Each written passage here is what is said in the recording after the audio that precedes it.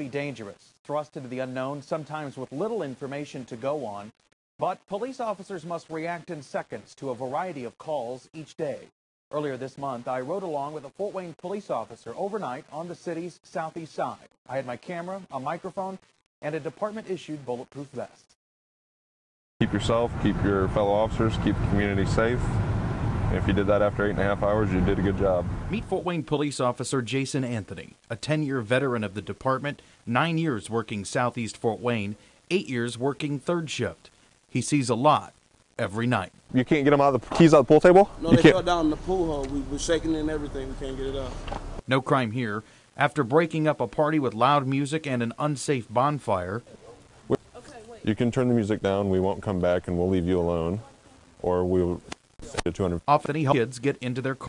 It's one of the dozens of calls for service Anthony will respond to in his shift. In this instance, an earlier disturbance from a Calhoun Street nightclub led to a search for at least one woman who might have been involved. An investigation by officers at the nightclub eventually led a separate group of officers here. Officers wanted to speak with a man in this house where they found the woman outside.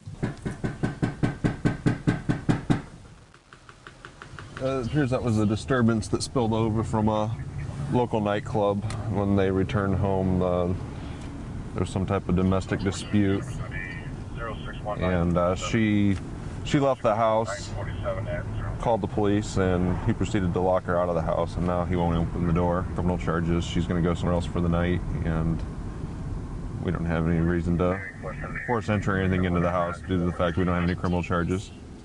The previous call of the night, and he was a 911 call for a reported stabbing.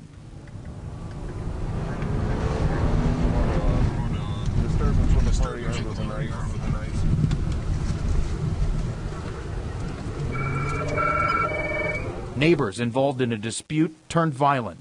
A man was stabbed and hit with a bat or a club. Police found the female suspect walking down the alley with a wooden club. Anthony then looked through the alleys and backyards for another man. And this later sides of police work. Where was your the Grain Wayne, the Grain Wayne Center. Okay. So you're trying to get to Columbia City? Yeah. Despite running a red light, Anthony gave the driver a warning and some directions. With the recent surge in violent crime, something Anthony admits is part of the cycle, he also says the focus on the job remains the same for he and his fellow officers on the street. No, business as usual for us. We're out here every night.